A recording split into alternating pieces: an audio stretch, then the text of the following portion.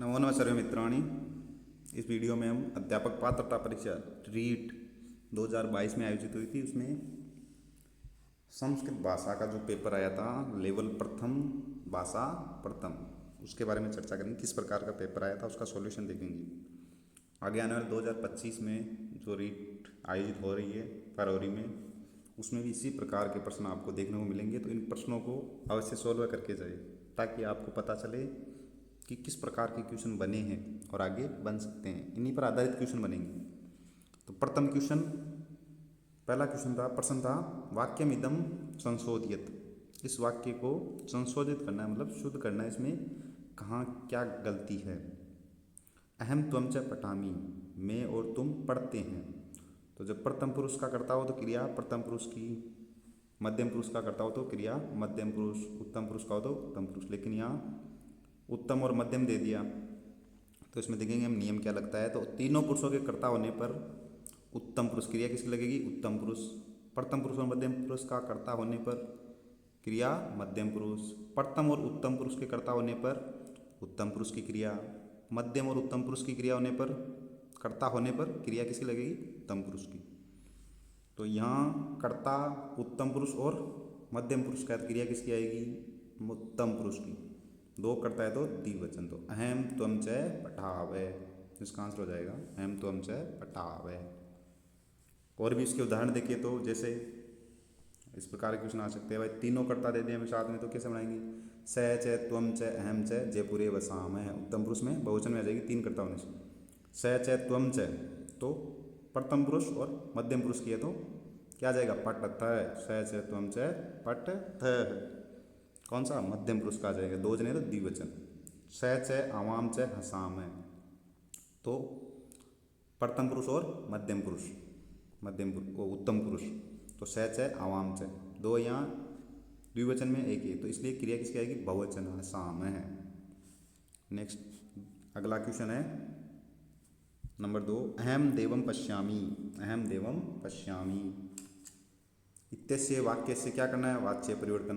तो वाच्य परिवर्तन में क्या नियम होता है, 121 311। 121 का मतलब कर्ता में प्रथमा, कर्म में द्वितीया और क्रिया कर्ता के अनुसार। जबकि वाच्य परिवर्तन में इसको किस में करेंगे, कर्मवाच्य में चेंज। तो कर्मवाच्य में क्या हो जाएगा, 311।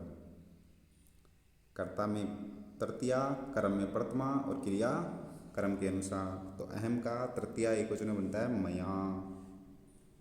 तो यहाँ अहम लिखा हुआ है, इसका मतलब ये गलत हो गया। आगे कर्म में क्या आएगी, प्रथमा। तो यहाँ भी कर्म में प्रथमा, यहाँ भी, तो ये गलत हो गया। ये नहीं होगा हमारा आंसर, उत्तर ये नहीं होगा हमारा। वाच्य परिवर्तन में कर्म वाच्य में धातु होती है मूल धातु, दृश्य धातु होती है मूल, उसमें यक प्रत्यय जुड़ते आत्मनेपद में दृश्यते रूप बनेगा। तो इसका आंसर हो जाएगा मया देव है दृश्यते। प्रश्न नंबर 3, शुद्ध वाक्य छांटना है इसमें से। त्वम पंच फलानी आनी, तुम क्या लेके आए, 5 फल लाओ। त्वम पंचानि फलानी आनी, तो यहाँ पंचानि रूप नहीं बनता है, पंच ही रहता है प्रथमा और द्वितीय बहुवचन में। त्वम पंच फलानी आनी, तो तुम 5 फल, तो यहाँ आनी है तो ये प्रथम पुरुष का, जबकि करता है मध्यम पुरुष का, तो ये उस प्रकार गलत हो गया। आनियामी, ऐसी क्रिया बनती ही नहीं है लोट लकार में, तो ये कट हो गया। तो कौन बच गया, त्वम पंच फलानी आनी है। इस प्रकार हमें आंसर सोल्व करने, क्वेश्चन प्रश्न सोल्व हल करनी है। कविसु कालिदास है श्रेष्ठ है, कवियों में कौन, कालिदास श्रेष्ठ है। रेखांकित पदे प्रश्न निर्माण करो, प्रश्न का निर्माण करना मतलब किम शब्द के हमें रूप देखने। भाई यहाँ कविसु की जगह क्या आएगा, तो कविसु की जगह, तो कविसु में कौन सी होती है, सप्तमी और वचन बहुवचन। तो इनमें से कौन सा, इसमें नहीं है, ये गलत। कासु स्त्रीलिंग में बनता है, केसु कोई शब्द रूप होता ही नहीं ऐसा। किम का नहीं बनता, क्या बनता है, बहुवचन में केसु। कालिदास है श्रेष्ठ है, सप्तमी बहुवचन में रूप बनता है केसु, किम का। केसु कालिदास है श्रेष्ठ है। अग्रे 5वां क्वेश्चन, उद्यमेन ही कालिस्तान न मनोरथ। तो ये सुक्ति है, उद्यमेन ही सिद्ध्यंति कार्याणि न मनोरथ, फिर हो जाएगा इसका कार्याणि। प्राचीन यूनानी दार्शनिक है सुकरात महोदय केन विधिना समाजे उपदेशम अदत्तात। प्राचीन यूनानी दार्शनिक सुकरात महोदय ने समाज में कौन सी विधि दी, कौन सी विधि का उपदेश दिया, किस विधि के द्वारा उपदेश दिए? तो एक विधि है जिसका नाम है प्रश्नोत्तर विधि का, प्रश्नोत्तर विधि ना समाजे उपदेशम अददात। किस विधि के द्वारा? प्रश्नोत्तर विधि के द्वारा उपदेश दिए। सातवां, संस्कृत शिक्षण से को अयम विधि मातृविधि इति नामना ज्ञायते। तो संस्कृत शिक्षण की कौन सी विधि है जो मातृविधि नाम से जानी जाती है? तो प्रत्यक्ष विधि। कौन सी विधि? प्रत्यक्ष। इसके प्रवर्तक माने जाते हैं प्रोफेसर वीपी बोकिल है। इसके अन्य नाम है निर्बाध, मातृविधि, सुगम विधि। अस्तु, आगे 8वां क्वेश्चन, कर्णाभ्याम श्रवणम मुखेन च वासनम उभाव अपि आधारो स्तः। कौन सा आधार हो गया? किसका आधार है? कौन सी विधि का ये आधार है? कानों से सुनना और मुख से बोलना। तो ये है भाषण विधि, संस्कृत भाषा शिक्षण से। कानों से सुनते हैं और मुख से बोलते हैं भाषा को। भाषा कौशलेषु अंतिम कौशल। तो भाषा कौशल में अंतिम कौशल, तो अंतिम कौशल कौन सा होता है?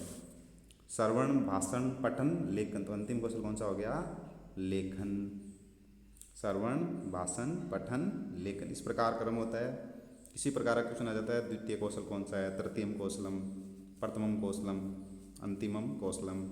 प्रारंभिक कौशलम श्रवण कौशलम, द्वितीय भाषण, तृतीय पठनम, चतुर्थम लेखनम, अंतिमम लेखनम।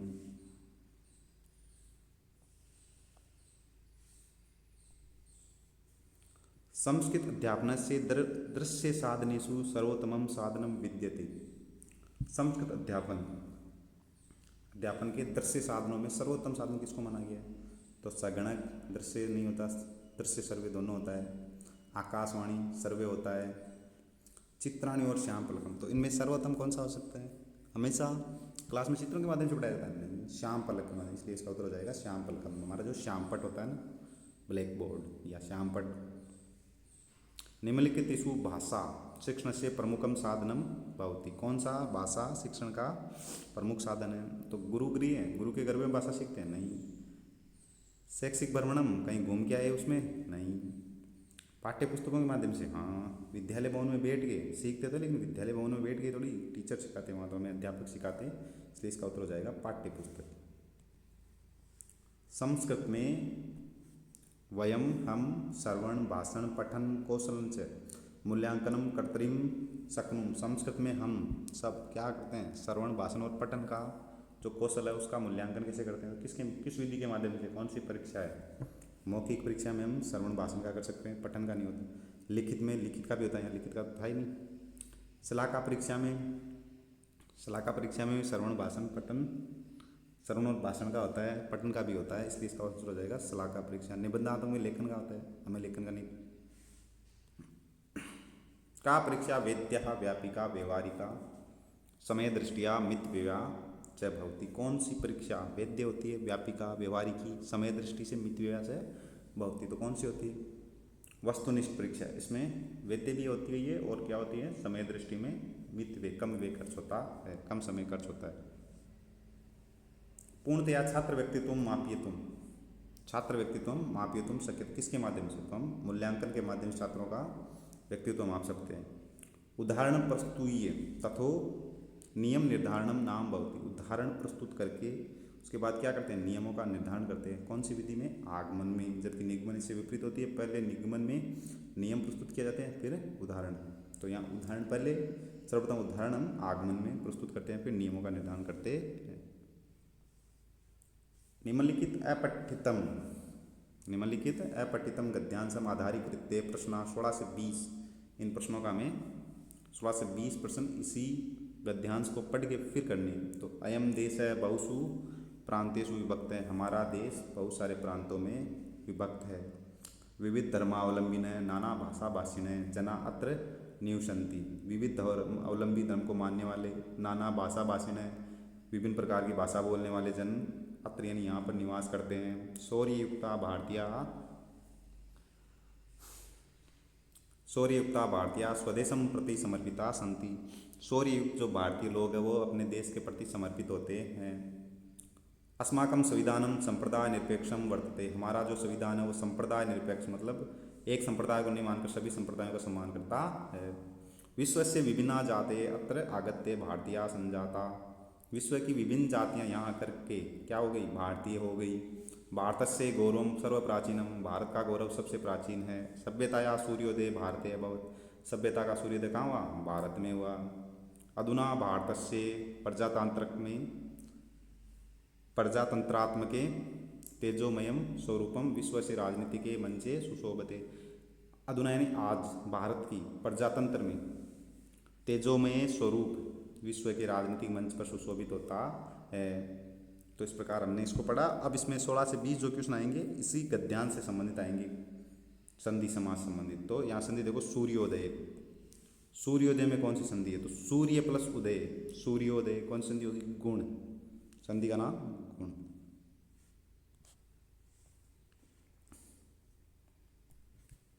अगला क्वेश्चन, संजाता इत्यत्र क उपसर्ग है, संजाता, सम प्लस जाता, संजाता उपसर्ग हो गया इसमें सम। आगत्य इत्यत्र प्रत्यय विद्यते, तो आ प्लस गम प्लस ल्यप, कौन सा प्रत्यय हो गया, ल्यप प्रत्यय है इसमें, आगत्य में ल्यप प्रत्यय। अस्माकम इत्यत्र, अस्माकम इत्यत्र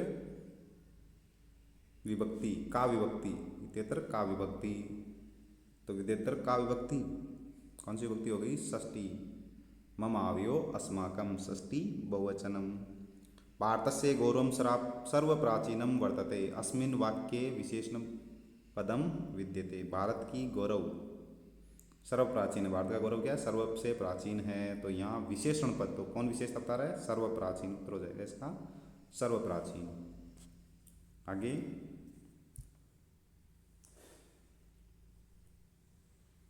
निम्नलिखित अपठितम गद्यांशम आधारीकृत्य अधोलिखिता प्रश्न समाधेया, इनके आधारित प्रश्न दिए इस गद्यांश से आधारित वही करेंगे हम। तो पहले गद्यांश पढ़ ले, 21 से 25 5 क्वेश्चन बने, 5 प्रश्न है। जयपुर नगरम राजस्थान प्रांत से राजधानी अस्ति, जयपुर नगर क्या है, राजस्थान राज्य की राजधानी है। अस्य नगर से निर्माणम महाराजा जय सिंह अकरोत, इस नगर का निर्माण महाराजा जय सिंह ने करवाया। अस्य नगर से ऐश्वर्यम, इस नगर का ऐश्वर्य, निर्माणम कौशलम सौंदर्यम च विलोक्य वैदेशिका अपि चकिता भवन्ति, इस नगर का ऐश्वर्य, निर्माण कौशल और सौंदर्य विलोकन देख कर विदेशी लोग भी क्या हो जाते हैं, चकित होते हैं।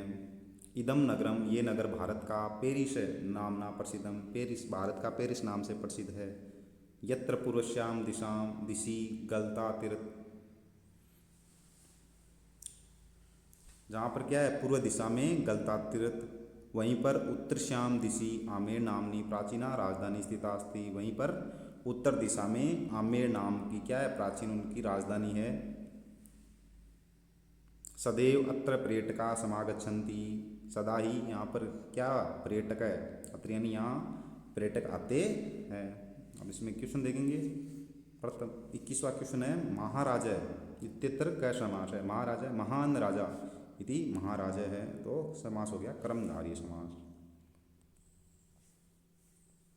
सदैव, सदा प्लस एव क्या हो जाएगा, सदैव।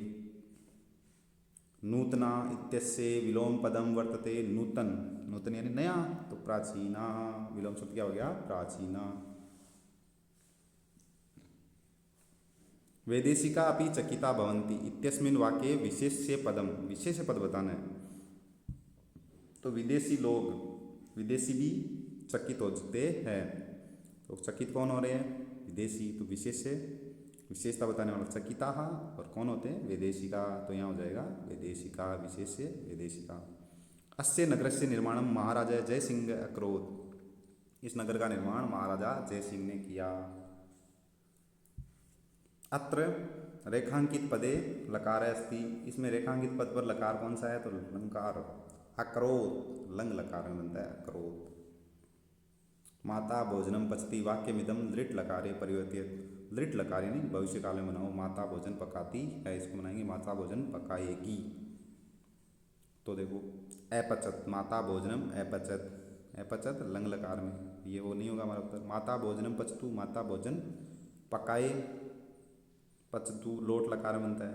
माता भोजनम पचेत, माता भोजन पचाना चाहिए, चाहिए पचेत विधिलिंग में बनता है, तो ये भी नहीं होगा, तो कौन सा आएगा, माता भोजनम पक्ष्यति, पक्ष्यति पक्ष्यत पक्ष्यन्ति, पक्ष्यसि पक्ष्यत पक्ष्यत, पक्ष्यामि पक्ष्यावय पक्ष्यामः। तो पच धातु के लिट लकार में रूप बनते हैं पक्ष्यति पक्ष्यत पक्ष्यन्ति, पक्ष्यसि पक्ष्यत पक्ष्यत, पक्ष्यामि पक्ष्यावय पक्ष्यामः। प्रश्न नंबर 27। 44 एताम संख्याम संस्कृतेन लिखत। 44 को संस्कृत में लिखना है, तो 44 को लिखा जाता है चतुश्चत्वारिंशत्, चतुश्चत्वारिंशत्। माहेश्वर सूत्रेषु एच प्रत्याहारस्य, माहेश्वर सूत्रेषु एच प्रत्याहारस्य उचित कर्म वर्तते। एच प्रत्याहार का तो ए ओम ऐ औच, ए ओम ऐ औच, ये हो जाएगा। संस्कृतेन अनुवादम करो। पिता, पुत्र पिता के साथ मंदिर में गया। पुत्र है, पित्रास है, यहाँ देखो पित्रा आना चाहिए, तृतीया में पित्रा बनता है, ये हमारा गलत है। पुत्र पिता के साथ, तो पित्राश है, सात के योग में तृतीया आएगी, पित्राश है। मंदिरम गया, तो गमिष्यति तो जाएगा, ये गलत हो गया। पुत्र पिता के साथ मंदिरे, मंदिर नहीं मंदिरम आएगा, धातुअर्थों में तृतीया आती है। मंदिरम, मंदिर नहीं आएगा, मंदिर में गया, आगे मूल धातु आने से फिर मंदिरम, द्वितीय विभक्ति लगेगी इसमें, मंदिरम। संस्कृतेन अनुवादम कुरुत, संस्कृत में अनुवाद कीजिए। राजा राज्य की रक्षा करेगा, तो राजा है नृपय है, तो बन जाएगा नृपय, तो ये नृपय नहीं आएगा उत्तर। राजा भी हो सकता है, नृपय भी, तो राजा राज्य की रक्षा करेगा। रक्षिष्यामि, देखो यहाँ ये उत्तम पुरुष की लगी हुई है क्रिया, तो ये गलत, प्रथम पुरुष की आएगी, प्रथम पुरुष है। नृपय राज्याय रक्षिष्यति, तो राज्याय राज्य के लिए, चतुर्थी थोड़ी आएगी, चतुर्थी नहीं आएगी यहाँ पर, नृपेणी, तो बचा कौन सा शेष रहा, नृपय राज्यम रक्षिष्यति। इस प्रकार हम आंसर भी छांट सकते हैं। अब कैसे याद, इसको दो प्रकार से बना सकते हैं, नृपय राज्यम रक्षिष्यति या फिर नृपय राज्य से रक्षाम करिष्यति। इस प्रकार हमने 2022 जो लेवल प्रथम में पेपर हुआ था, उसमें भाषा जो प्रथम में कुछ प्रश्न आए थे उसके बारे में चर्चा की। धन्यवाद।